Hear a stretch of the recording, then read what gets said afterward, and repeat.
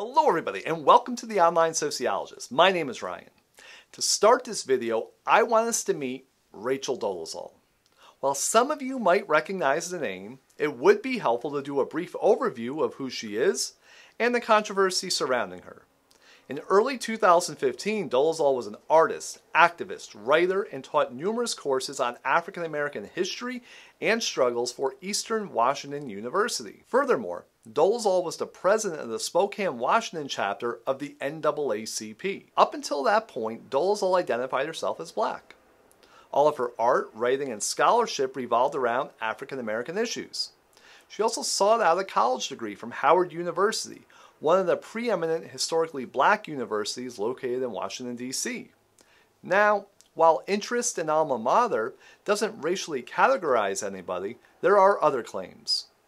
Dolezal identified Albert Wilkerson, an African-American male, as her father. Furthermore, she had a long history of claiming that she had been discriminated against because of her race. This included several reports to local news stations that she had been the victim of discrimination, received racist hate mail, and even found a noose that was placed on her porch. In 2015, Dolezal's narrative, though, began to crumble as more people began to investigate her claims that she was black.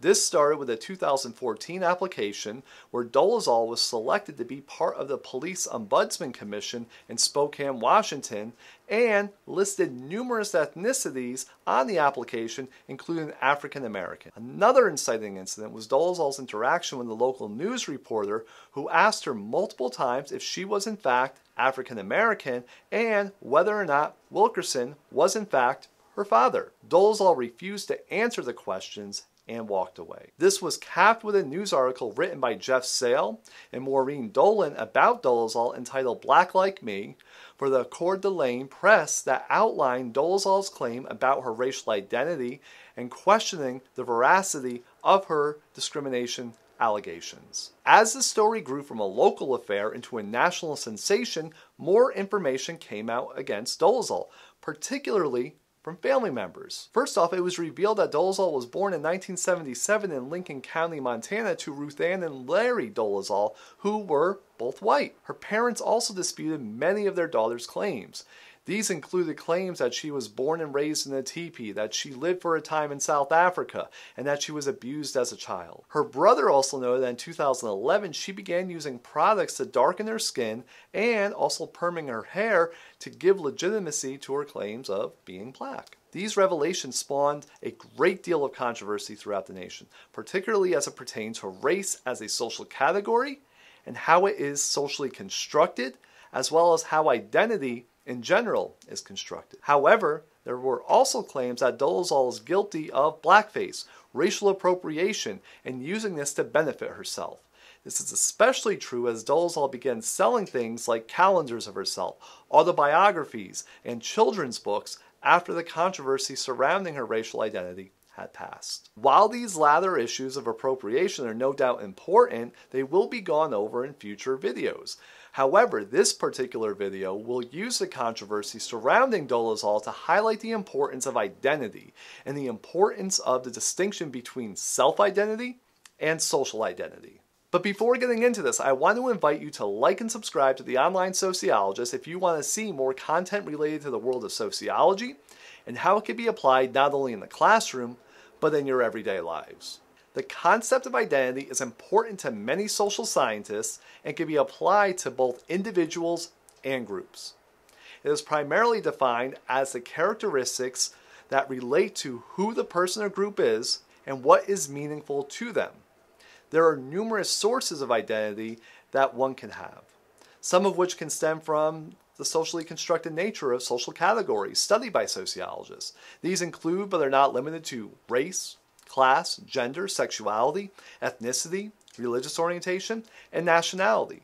Furthermore, identities can also stem from the roles and statuses surrounding one's occupation, interests, hobbies, and tastes. Now, it should be noted that one can have numerous identities that interact and shape each other. Also, some identities can be more prominently displayed than others. The larger concept of identity is further broken up into two different types of identity, which are self-identity and social identity. Self-identity is a process that is shaped by and through the individual. It is a process of self-development and in relationship to one's social environment that provides a sense of self. In short, self-identity is a story that you tell about yourself, about who you are, and what is important to you. To Dolezal, her self-identity was structured through race, and more particularly, seeing herself as African American.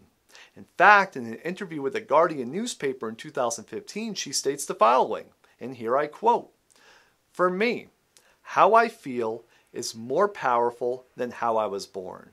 I mean that not in the sense of having some easy way out. This has been a lifelong journey. This is not something that I cash in, cash out, change up, do at a convenience level, or to freak people out or to make people happy.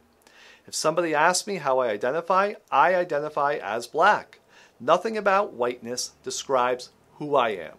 While Dolezal was born biologically white, her own interests in race and racial issues began seeping into how she identified herself.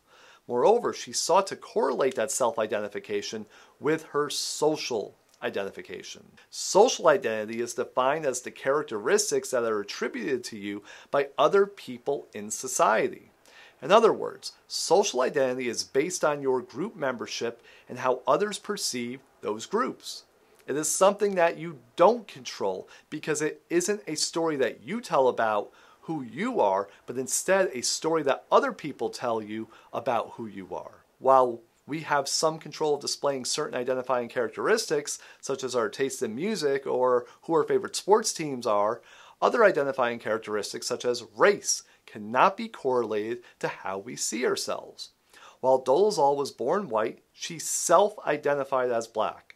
Moreover, she did all that she possibly could to get others to socially identify her as black. This included not only darkening her skin and perming her hair, but also checking certain boxes on application identifying her as black. On a final note, differentiating between self-identity and social identity is extremely important when analyzing the identity of individuals and groups in society and their social position. A social position is defined as the identity and/or position an individual or group has in that society. The social characteristics noted above and how they are identified work in placing individuals along a social hierarchy, as well as providing them specific roles or expected behaviors and statuses or value based on what placement they're on. While roles and statuses will be further explored later, it should be noted that the ways in which Dolezal was identified both through herself and by others helped shape her social positioning both before she was added as white as well as after. When socially identified as a black woman, Dolezal gained a certain status as an artist, activist, writer, teacher, and finally the president of an NAACP chapter.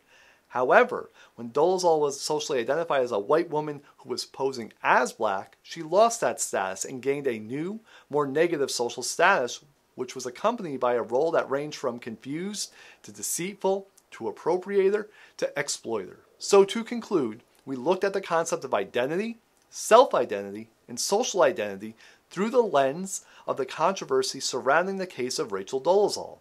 The main takeaway here is that while we may choose how we self-identify, that self-identity doesn't always correlate to one's social identity and its expectations. Furthermore, we looked at how identity, particularly social identity, relates to where individuals and groups are positioned in larger social hierarchies. So, let me know what you think of this video in the comments below, and if I missed anything. I want to thank you all for watching this video, and make sure to like and subscribe for more content related to the world of sociology and how it can be used not only in the classroom, but also in your everyday lives. I'll see you next time. Goodbye.